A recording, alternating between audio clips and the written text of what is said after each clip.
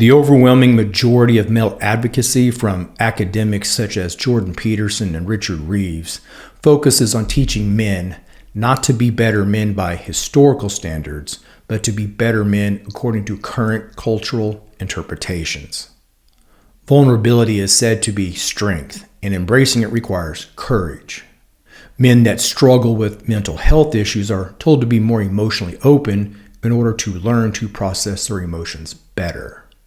The war on masculinity is acknowledged to a degree, but not in a way that resists the attack.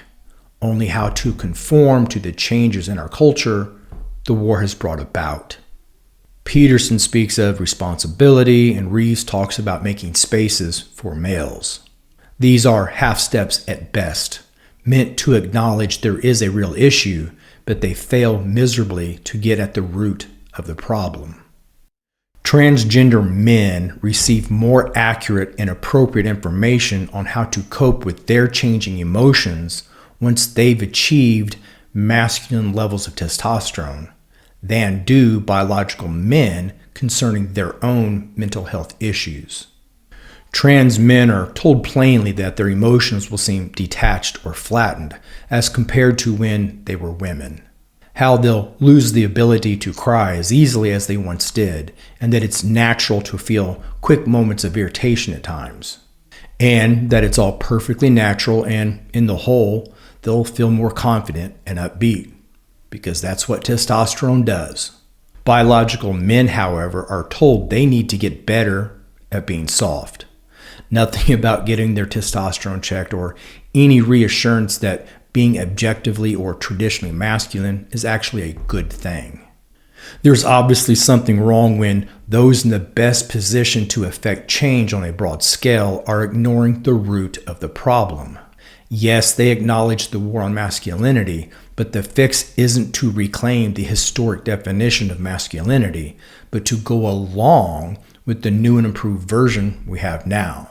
Peterson in particular makes many powerful points in defending men against the claims of toxic masculinity, but in not addressing the question of objective masculinity itself, his message is ultimately incomplete. Reeves writes prolifically on the topic of helping men and boys, citing a seemingly endless supply of research supporting the case that men and boys are suffering today, but still nothing about objective or conventional masculinity. Reeves received $20 million from Melinda French Gates to spend on gender equality initiatives. Let's be honest, had he been advocating for a masculinity our grandfathers would have recognized, he wouldn't have received that money. And that's the ugly truth no one wants to face, that men like Peterson and Reeves, who speak so eloquently on the overall topic of helping men, are advocating for something that isn't actually masculinity. This isn't hyperbole. The internet is there for the searching. These men are advocating for men, but not for masculinity. Every article I've read, every video I've watched, the symptoms of the suffering male in the 21st century are acknowledged. But it's never suggested by these men or any other academics of similar stature that the answer might be a return to conventional masculinity. Modern dictionaries define masculine as considered to be characteristic of men or traditionally associated with men. Sounds harmless to the casual reader, but they're using equivocating language as a subjective qualifier. My 1955 Oxford Universal Dictionary simply says masculine is of the male sex, which is to say masculine was just that, of the male sex. It wasn't considered to be so, it wasn't traditionally associated with, it just was. Of course, language can change over time. Most Gen Xers can attest, as children we all giggled when the Flintstones theme song said, "We'll have a gay old time."